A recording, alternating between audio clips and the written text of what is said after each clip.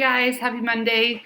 Today I'm going to teach you a little bit more about decimals. Last week we talked about decimals into the tenths place in the place value chart.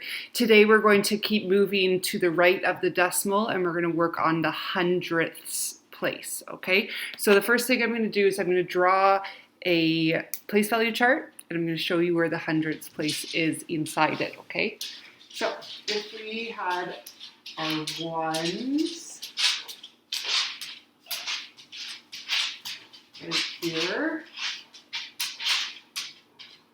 so that means the decimal would be here with the tenths, and then to the right, the next one over, just try and slide you over here a little bit, the next one over is going to be the hundredths, and it's got that TH at the end, and we're moving to the right of the decimal, not to the left into the ones, the tens, the hundreds, thousands.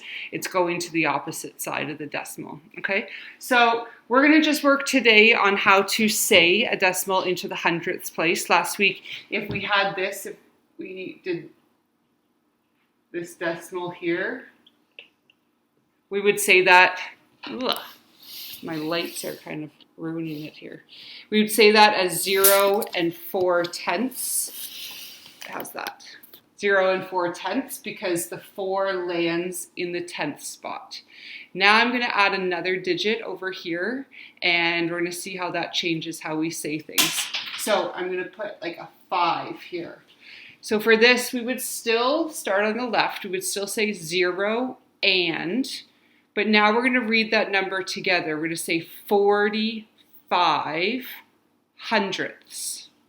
Okay, so 0 and then we read this almost like as if it was its own separate number. We read it as 45, and then the last digit lands in the hundredth spot, so we say 45 hundredths. 0 and 45 hundredths, okay? So if we want to write that with words, we would write 0 and 45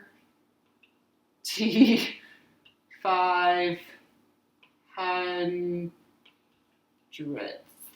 making sure we put that TH on the end, okay? If I put another one here,